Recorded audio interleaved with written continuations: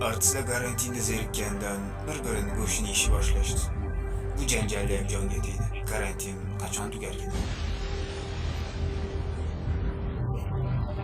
Mayli bir-birini go'shtini yeyaversin. Zato bizga prikol qilishga tema bo'lib turibdi. Bular bizani sharmanda qo'ydi. Artistlar bir-bir bilan urushib, o'zbek shou biznesi ham onasini ketib qoldi. O'zbek shou biznesi o'lgan. Menga gitara, men blogerman. O'zbek shou biznesida katta janjal, qonli to'qnashuvlar, bir-birini ayovsiz so'kishlar, ularning hammasi bo'ldi. Xayr uchun. Tamam bo'ling, ukajon.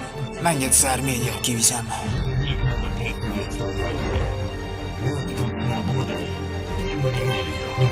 Eshitishimcha sanam. Jeki konkurs o'tkazayotgan ekansan. Bu endi shunga to'ylarga chaqirishmayapti-ku.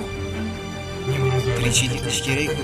Men nima qilay? Endi yerimga o'ynab o'zimga javob bera olmay qolaman. Biraticha qisib turib o'zim hal qilaman. Bir og'iz gapingiz, bratan, o'zim chaqiraman. Kim bu bola o'zi? Ha, haligi real hitda chiqadigan sariq bola bor, o'sha. Raqamlar bir artistlarga o'lim.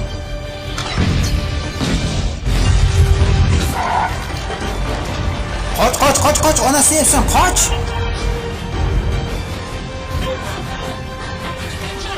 Судья, оно симуляция qilyapti.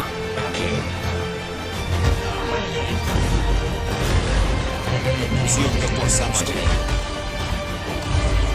Uzoqqa shiddatli davom etdi. Va juda ko'p yo'qotishlar so'radi. Boshimga qaramay, jangning nihoyasi ko'rinmasdi.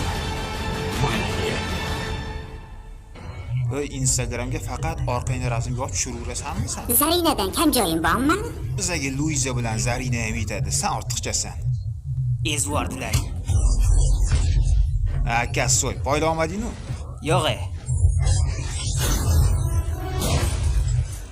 Kostyum onasining yegidi. Yangi vodka olib chiqib sotib yuboramiz. O'ta ahmoqona va bema'ni janjal.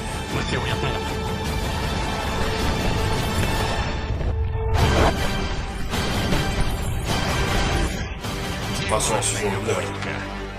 Ahmoqlardagi janglar filmida Instagramda va boshqa internet tarmoqlarida kuzatib boring. Like a boss. Oh yes, I keep the bank roll.